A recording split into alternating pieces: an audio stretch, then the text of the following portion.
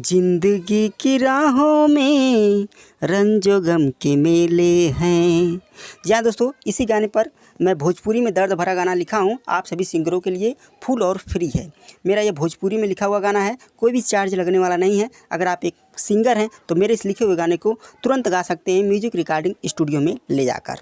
तो चलिए दोस्तों, मैं बता दूं किस प्रकार से इस गाने को गाना पड़ेगा। उससे पहले आपसे छोटी सी रिक्वेस्ट है, अगर आप अभी तक हमारे चैनल को सब्सक्राइब नहीं किए हैं तो चैनल को सब्सक्राइब करके बगल में बेल आइकन का घंटी है वो भी दबा दीजिए, ताकि जो भी मैं वीडियो डालूँ आपके पास जल्द से जल्द पहुँच जाए। तो चलिए दोस्तों, वीडियो को स्टार्ट करते हैं। दोस्तों, मुखड़ा में लिखा गया है, जीवन में हमरा गम ही गम हो बाटे, जब से दिल पे चोट खैनी, जख्म कम ना होत बाटे, जीवन में हमरा गम ही गम हो बाटे। तो पहला लाइन 2 बार गाना पड़ेगा, दूसरा लाइन 3 बार गाना पड़ेगा, और तीसरा भी लाइन 3 बार गाना पड़ेगा, और चौथा लाइन 1 बार गाना पड़ेगा। तो चलिए गाकर सुनाते हैं।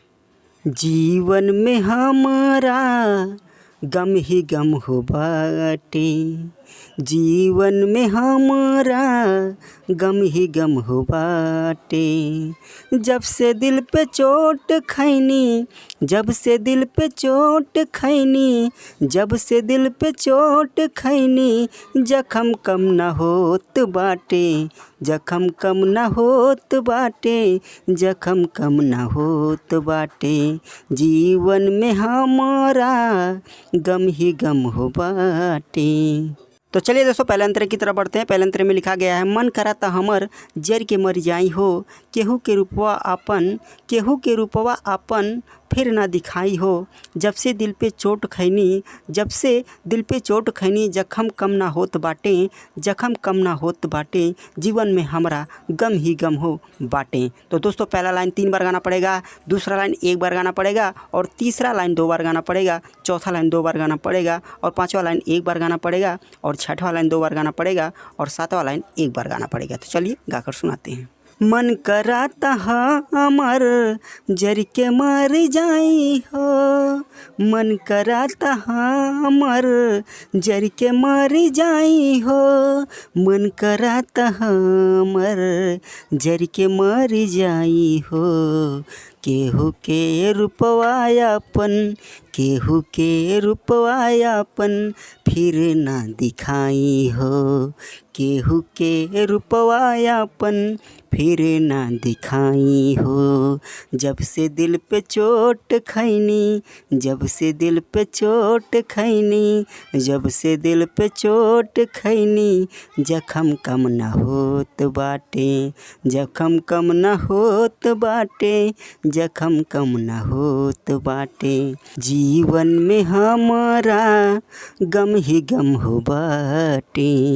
तो चलिए दोस्तों, दूसरे अंतरे की तरफ बढ़ते हैं। दूसरे अंतरे में लिखा गया है, प्यार के जलत दीप मोर बुझा गैलू हो, जवन नाही होएक चाही, जवन नाही होएक चाही, साथे मोरे भइल हो, जब से दिल पे चोट खैनी, जब से दिल पे चोट खैनी, जख्म कम ना होत बाटे, जख्म कम ना होत बाटे, जीवन में हमरा गम ही गम हो बाटे।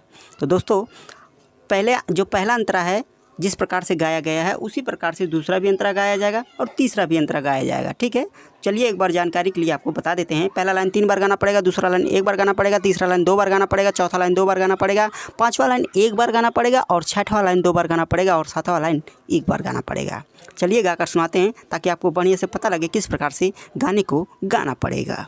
प्यार के जलत दीप मोर बुझा गैलू हो, प्यार के जलत दीप मोर बुझा गैलू हो, प्यार के जलत दीप मोर बुझा गैलू हो, जवन नाही होवे के चाही, जवन नाही होवे के चाही, साथे मोरे भइल हो, जवन नाही होवे के चाही, साथे मोरे भइल हो, जब से दिल पे चोट खैनी, जब से दिल पे चोट खैनी, जब से दिल पे चोट खैनी, जख्म कम ना होत बाटे, जख्म कम ना होत बाटे, जख्म कम ना होत बाटे, जीवन में हमारा गम ही गम हो बाटे।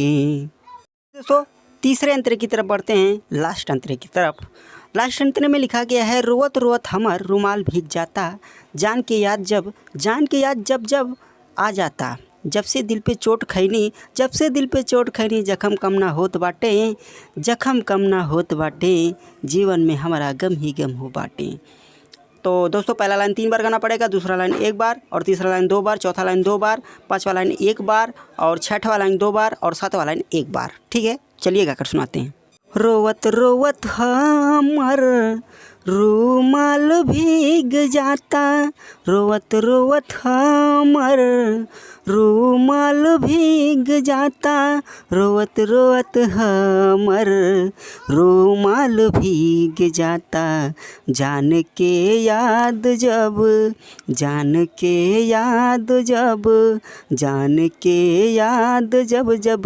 हमके आ जाता, जान के याद जब हमके आ जाता, जब से दिल पे चोट खैनी, जख्म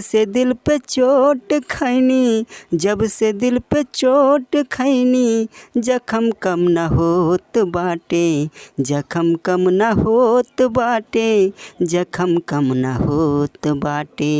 जीवन में हमारा गम ही गम हो बाटे। दोस्तों अगर आपको कोई भी गाना लिखवाना हो हिंदी या भोजपुरी में तो तुरंत हमारे नंबर पर संपर्क कर सकते हैं और किसी भी गाने का म्यूजिक भी बनवा सकते हैं और ऑडियो वीडियो भी हमारे यहाँ से बनवा सकते हैं। तो दोस्तों आज के लिए इतना ही, नमस्कार।